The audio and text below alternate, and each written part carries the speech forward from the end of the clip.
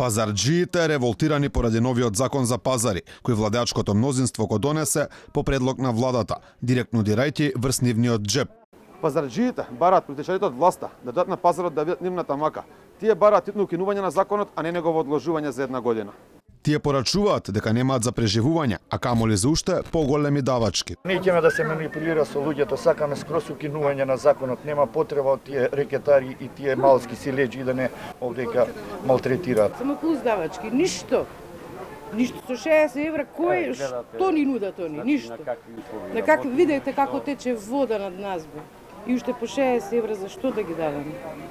Немаме ние за преживување од вај, а камоли за вишок давачки. Денеска во посета на пазарџиите беше опозицијскиот лидер Христијан Мицкоски. Ние немаме капацитет да покриеме такви трошкови. И се уште нов стандард да не закон, нека не ја земат и душата више. Христијан Мицкоски, заедно со координаторот на пратеничката група на ВМРО ДПМН, Никола Мицевски, се потпиша на петицијата за укинување на законот за пазари.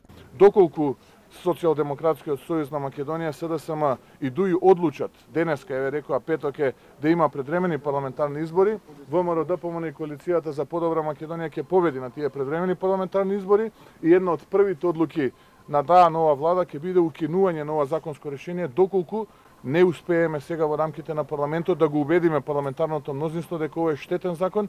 Пазарџиите бараат власта да го прифати предлогот на опозицијата и да го повлече законот. Апел до владата, значи да ја почитува иницијативата на ВМРО ДПМН, да попуштат, значи и сите заедно да донесат најдобро решение за нас. Ние уште еднаш остануваме на нашите ставови дека сме за укинување на постоечкиот закон, кој е целосно штетен за нас. Инаку потписи на петицијата за укинување на законот, со кој се предвидува пазарџиите да платят лиценци, кои ќе чинат по 60 евра годишно за една тезга и по 40 за секоја наредна, како и забрана на пазарите да работат пензионери и луѓе кои имаат било каков приход, па макар и минимален, се собираат на сите пазари низ Скопје.